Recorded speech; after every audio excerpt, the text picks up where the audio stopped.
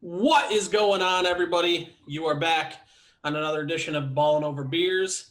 This is the NFL show, and tonight we are talking Dynasty sleepers. Wherever you're watching or listening to this, make sure you're liking, subscribing, commenting, do all that good stuff. If you're watching on YouTube, make sure you're subscribing to the channel and tell us who you think your ultimate Dynasty sleeper is. As always, I'm joined by my guys, James Fitch, AK Howe. Guys, AK, what's up? Oh, not much. I'm actually looking at golf clubs for my wife because we went to the driving range today, and now she feels like she needs to get her own golf clubs because she wants to start golfing. Nope, there goes all your fun.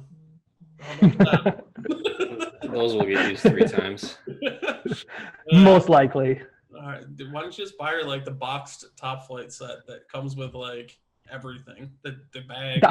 I'm looking at getting a Cobra set for her. It's like $450 for the bag, like driver through putter. Top flight is like $120, bro. Yeah, but she has to get a cute one. Dude, they come in like mint green color. What girls love the mint green clubs right now? Craziness. James, what's up, dude? Not too much. We're 1 week closer to the kickoff of the NFL season. We got our schedules last week. People are planning their trips to the games. Prices for tickets are just absurd right now. Yep. And I wouldn't have it any other way. No, that's true. We were looking at tickets for Chiefs game in like November, December, and they're just outrageous. Even just for like not even like crazy games, like just like a Chiefs Broncos 1:00 kickoff Eastern Standard Time, and it's like insane for tickets right now. So I don't know. Can't be as bad as the Brady at New England tickets that were like $1,200 a ticket for the worst seat. Yeah, those tickets like are Super Bowl prices. Yeah, that's crazy. That will be good to see TV though. Good to watch TV. I don't know. Oh, it will. But it should be a great game. We're gonna talk some Dynasty stuff tonight. I know we had our rookie draft just recently, and I know AK, you've been doing some startups for Dynasty stuff. Let's talk about first when we talk about sleeper. I know we were kind of talking just a little bit before we jumped on here. AK, in your mind, what do you consider sleeper? Someone that performs twice as good as the draft position, if I want to word it that way. So if you draft them at the 20th and they can finish 10th, something like that. Or if you draft a receiver, if you draft them at 60, you're trying to get them in that, 22 to 30 range. Obviously, you're not going to draft someone at 60 and expect them to put top 5 numbers, but if you can draft someone at 60 and you can get them as a, legit number 3 for you, I feel like that's a sleeper. James, does that make sense to you? You got a different definition, or you think any other thoughts on that?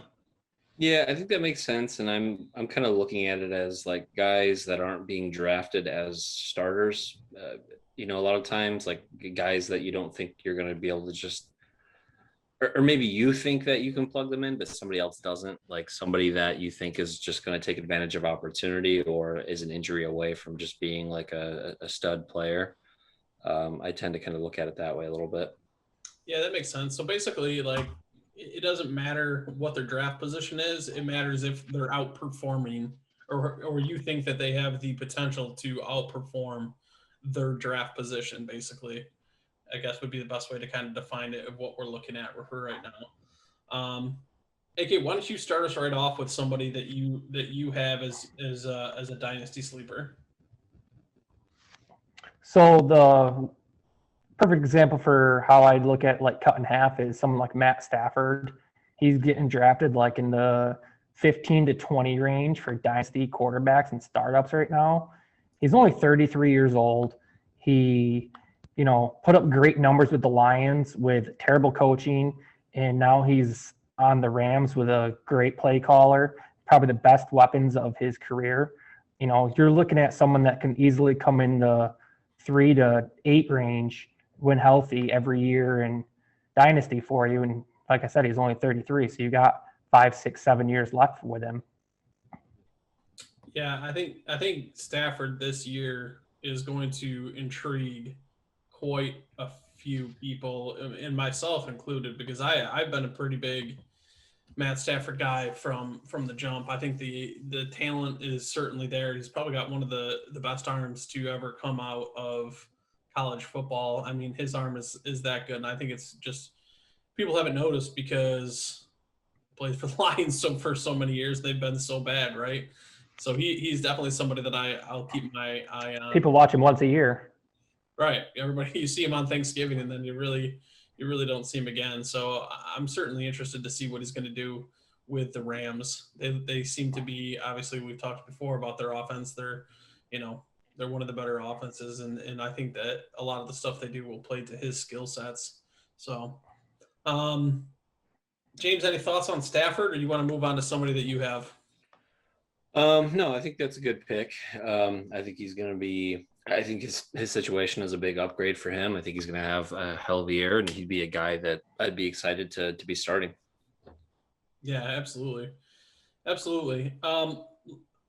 move on then to another guy, James, and we'll go to you if you have somebody that you want to talk about right off the jump.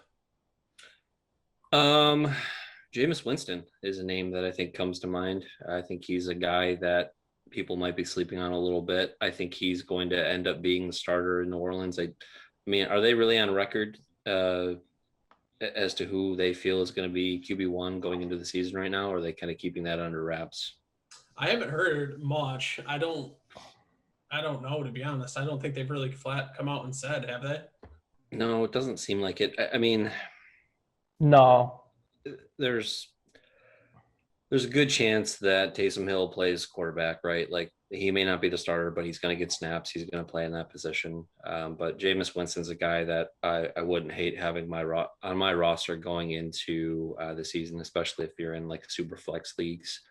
I think he's got the talent to be a starting quarterback in the NFL. Obviously, if he can tone back the interceptions a bit, I think he's a solid play. So he's a guy that I think can be of value.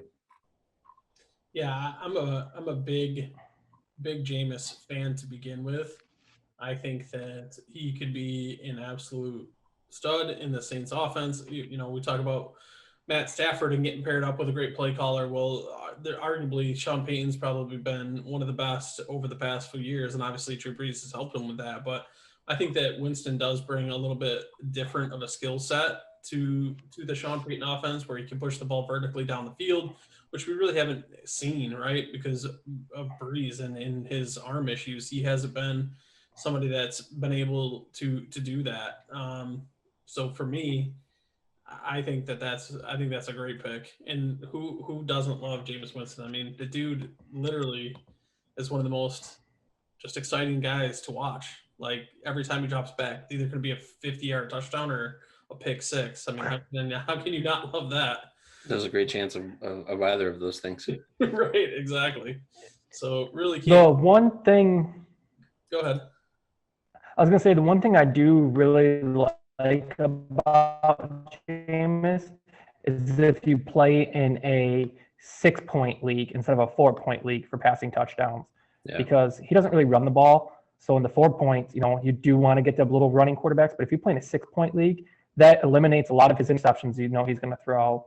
And I mean, like you said, he's going to throw 30 touchdowns, but that extra 2 points makes a big difference there. It definitely does. And that, you think like that's something to keep in mind in general, right? With quarterbacks. And I think it's so important that you need to keep track and make sure you know all the rules, like, especially if you're just joining leagues and stuff, know whether it's a 6 or 4 point league, because that makes a huge difference, I think, for quarterbacks especially. So I think that that's something that is well brought up there, AK. All right, so a guy I want to kind of talk about is actually probably one of AK's boys, and one of the guys that he loves, and it's because he's on his Bengals, and it's not a quarterback, but Who do you think I'm going to say, AK? Tyler Boyd. Tyler Boyd. Big fan of Tyler Boyd.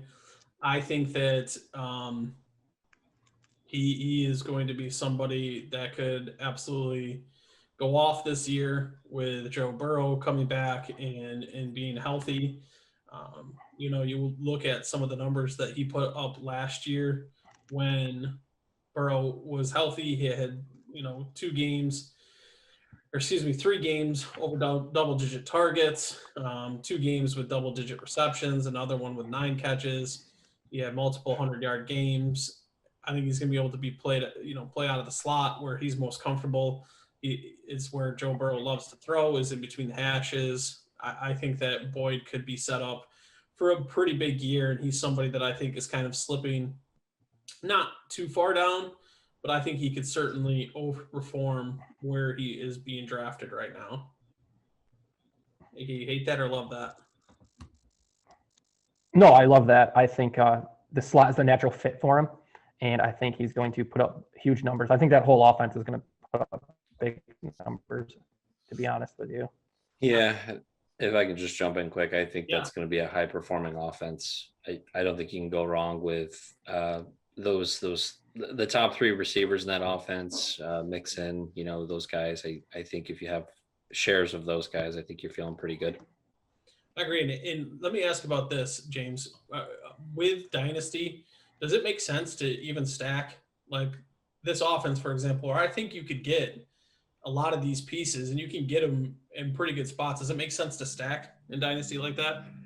Yeah, I think so. And I especially think, if you're thinking of like from a DFS perspective too, I think early on there's going to be value on that offense. I don't think a lot of people will look or think to do that. You're gonna see a lot of the Chiefs stacks. You're gonna see a lot of the Bills stacks, just based on high performing offenses from last season. And when you think about high performing offenses, I don't think the Cincinnati Bengals really come to mind. Right. But there is a lot of talent, like we've discussed. So I think that'll be a good strategy to use. Agreed. I like that. AK, let's move on. You got another guy, another sleeper for us?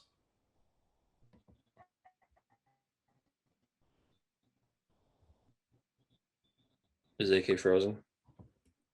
AK, are you frozen? Are you? Yeah, I got a wide receiver coming out of Chicago with Darnell Mooney. It doesn't show it on my end. Am I on froze? Yeah, you're talking now. Hello? You're there. You're just got a big lag. Your connection sucks again.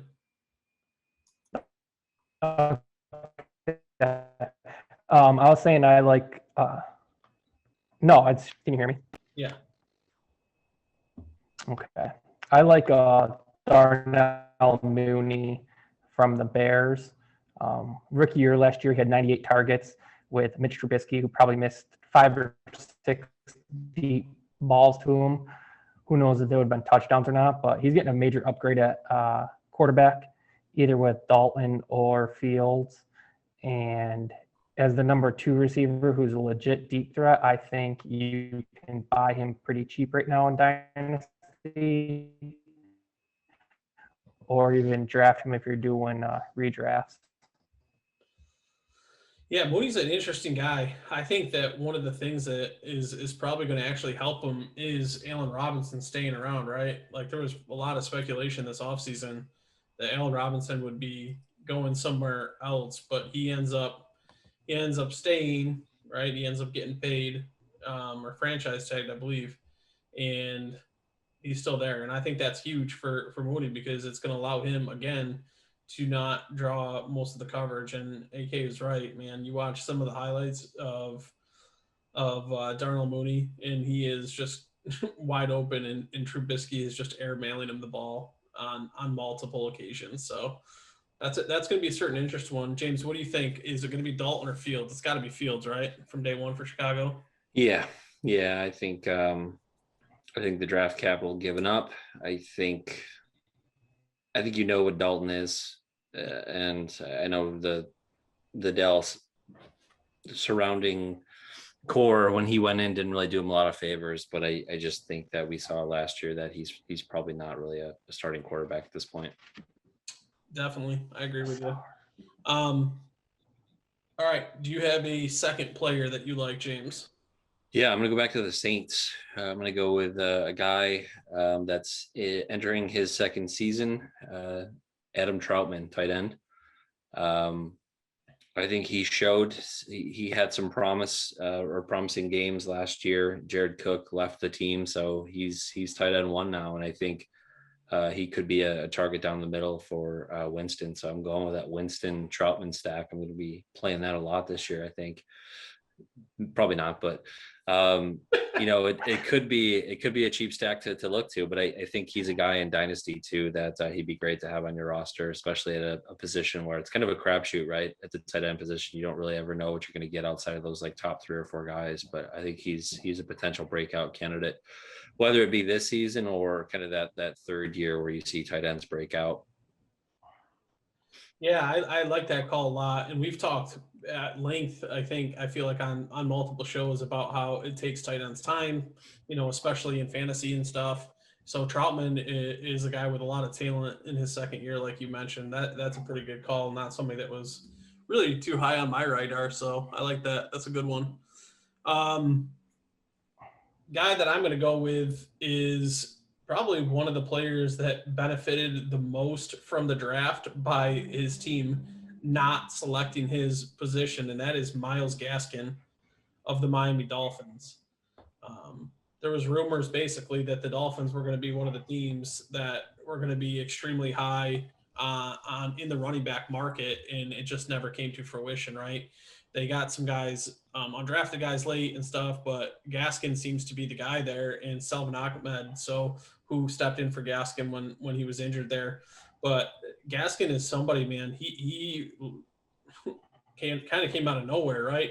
That Miami backfield was a disaster, I guess, or just really unknown, I guess you could say, until he kind of stepped in and he ended up kind of filling that role. Finished the year with almost 600 yards, over 4 yards carry, a few touchdowns and stuff. So, and that's with the Dolphins starting, I think, 3 or 4 rookies along the offensive line. He also had almost 50 targets on the year. So I think that by the Dolphins not drafting him, he's going to have a workman's carry in this backfield where he's going to get a ton of the touches. Because even when, everybody was speculative when he came back, whether or not they were going to split the carries between him and Ahmed, and they just didn't, right? It was Gaskin pretty much the entire time. So I think he is somebody that's going way later than he should be. And I think that this offense can be improved. I think if Tua is improved, it just lifts the entire offense up. They got a new weapon in Jalen Waddle that will really help spread that field, maybe create some wider boxes. So I think Gaskin could be a big steal. Is he somebody, James, that you like? Obviously, being the AFC East, you see him twice a year with the Bills. Yeah, I like him. I think this is kind of this is his prove it year, right? I mean, I think if things go south this year, I don't know that you can really be excited beyond that. So from a dynasty perspective, it's a little kind of it's the make or break year, right? I think what you're going to have going forward with this season. So short term, I would say I like him. Long term, probably a little bit more questionable. I think that's fair. All right, so we've each given 2 guys. AK, why don't we just go through, and if you have maybe a couple players, list a few players, and maybe talk about one of them if you want. Going with Miami, I like the Hunter Long tight end, who didn't seem like Gaskin and Tua had a great connection last year, but he is a rookie, so you can't expect much from him the first couple of years. And then a deep receiver that I like is Jalen Darden. He got drafted by Tampa. I don't expect pretty much anything from him this year with AB, Godwin, Evans, Scotty Miller. But AB and Godwin are both on 1-year contracts. So if you don't draft him, you might be able to pick him up for pretty much nothing later on this year or someone might just drop him because of free agents. They need to pick someone up and he's not performing if there's no taxi squad. So I like him long term. I loved him at North Texas. I like it. James, what about you? You got any couple more guys you want to list, or just talk about anybody else? Yeah, a couple more names. Going back to the tight end position, I think Dawson Knox is a guy you could look at.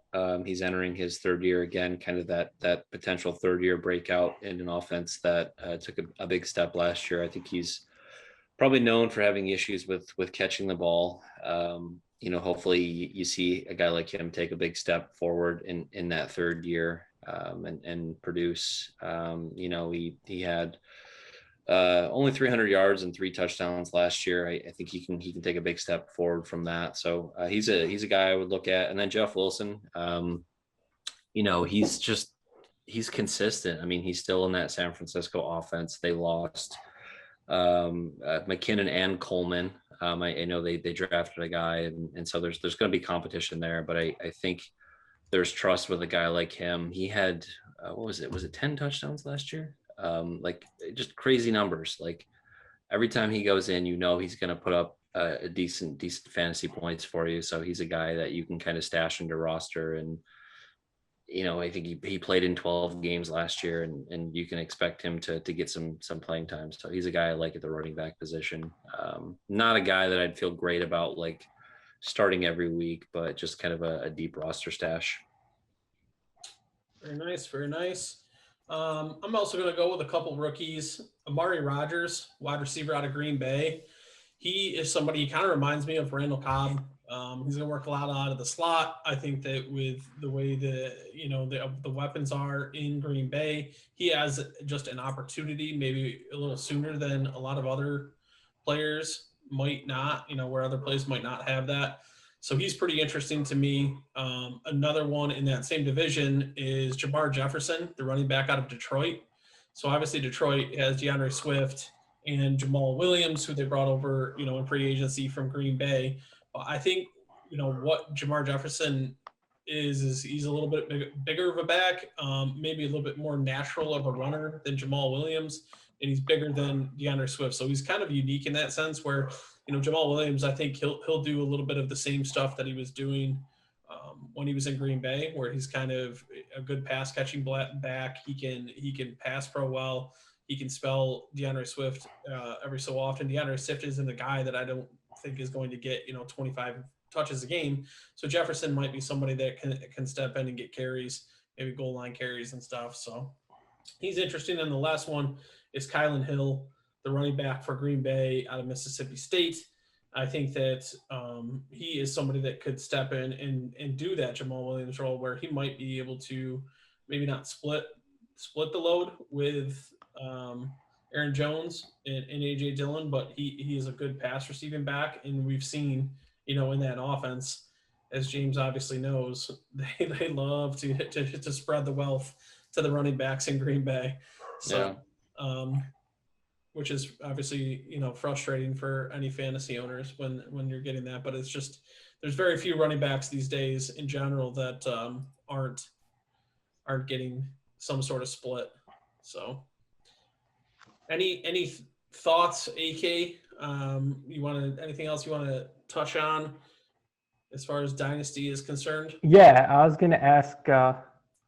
It's fantasy related, but what is your thoughts on the Jaguars saying they're using ETN at receiver? I think it's being a little bit overblown. I think that they might just be wanting to have him learn a new skill set. He's still going to play running back, I think, but it is interesting to see. They're not going to try to move him to wide receiver full time. Like that just doesn't make sense to me. Right. Seattle tried doing the same thing with CJ Prosise, and it never happened. So, didn't he play receiver in college a lot at Notre Dame? And then Seattle said that they were going to do it, and it never happened. So I'm always skeptical. Yeah, I think it's more. I was just to learn how to, learn how to run routes, learn how to catch the football in traffic. Right. Like that. Yeah, I was thinking it was more like kind of to utilize him like the Steelers did with Bell and the Saints did with Kamara, like motion him into the slot a lot or motion him out wide and draw those mismatches. And if he knows, 2 or 3 routes, you have a huge mismatch if a linebacker follows him out there. Right. Yeah, and that's the thing too with the Jacksonville offense. they do have some pieces that are interesting in that sense. Like Laviska Shenault is somebody who plays wide receiver but can carry the ball like a running back. He's almost like he's Cordell Patterson, but like better, like a better version of Cordell Patterson, like a big wide receiver who can get carries but can still actually play wide receiver. So they, with him and Etienne, and then you got James Robinson and stuff, Carlos Hyde. So they're going to have some interesting pieces there, which, potentially could lead to a good, I think, offense eventually in the NFL. But I don't know how much it's going to help you, fantasy wise, if all those people are getting touches, right? I think that's what the fear is kind of we're just mentioning. Makes sense. Yeah. James, any closing thoughts before we get out of here? Closing thoughts. I'm ready to draft.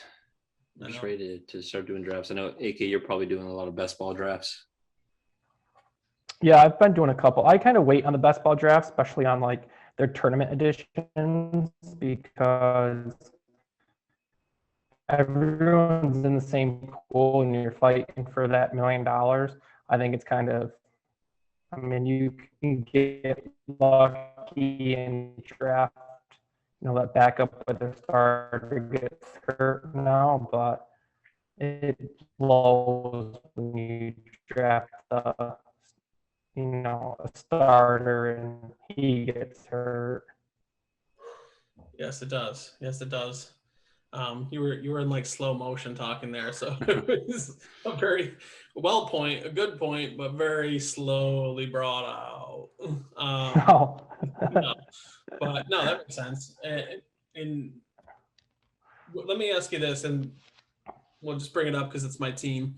Does anybody have any thoughts on Cornell Powell? I think that he is somebody, because there's been a lot of talk about who is going to be the wide receiver 2 for Kansas City. And to me, I think it's going to be McCole Hardman. I think he gets the first crack at it. But they also brought back Demarcus Robinson. And Cornell Powell, by all accounts, has looked pretty good so far in the rookie minicamp stuff. And he's built, differently than any of the Chiefs receivers. He's a legit, like, 6 foot thick wide receiver. And they have a lot of small, fast dudes. He might be somebody that, like, dynasty wise, could bring value, could bring late round value. Yeah, I think so. I drafted a minute in our league we're in together, and I just went off I'm getting a Chiefs receiver in the 4th round of a rookie draft. I would rather take someone on a great offense with a chance of being a number 2 or number 3 over anyone else at that position.